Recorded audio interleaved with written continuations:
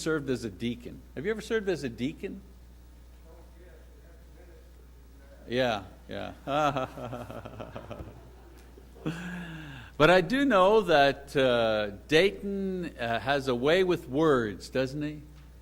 He does have a way with words. And one of his favorite devices is called alliteration. If you remember your grammar classes, your English lit classes, alliteration are all words that start with the same letter. So tonight on his handout, you have a marvelous example of that. The Savior's standard, submission, and self-control, all S's. The only way he could up this would be to do his lesson tonight all in poetic form, but I will not impose that on him and allow him simply to preach from the text.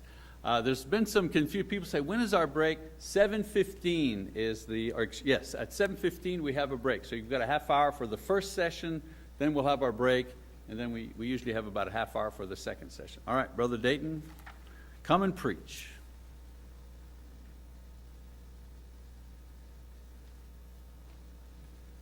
Well, preach is euangelizo or something like that, and teach is didasko, and this is more teaching. So if you have questions somewhere along the way, and I'm not behaving by giving you the chance to respond, throw a songbook at, no, don't throw a songbook at me.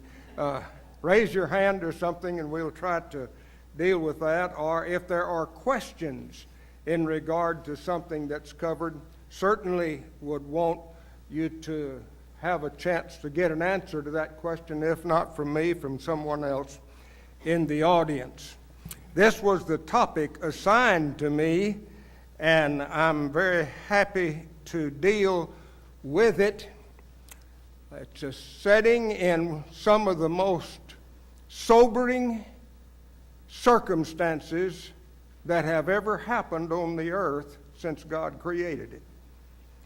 And that is because, as you have in Matthew 26, you see in the outline, the setting of Gethsemane. And in Matthew 27, you have the setting of Golgotha.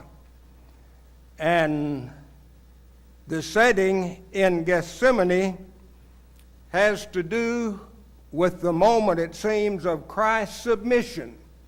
Not that he wasn't submissive before that, but a special challenge in submission. And in Golgotha, or at Golgotha, you have the idea of fantastic self-control, or he would never have gone there.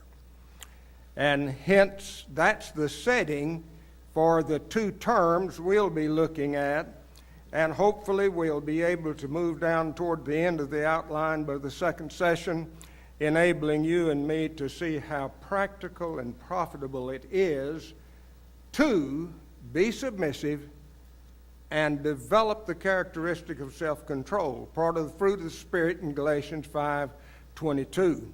But I'll guarantee you it's not easy. But I believe I could promise you it'll be easier for you and me than it was for him. And we're seeing a setting in which he's doing that. In the first two paragraphs of the outline that some of you just received, there are some quotes, and we're going to very quickly move down through that without studying some of the passages that are given. But in the first line, you do have 1 Peter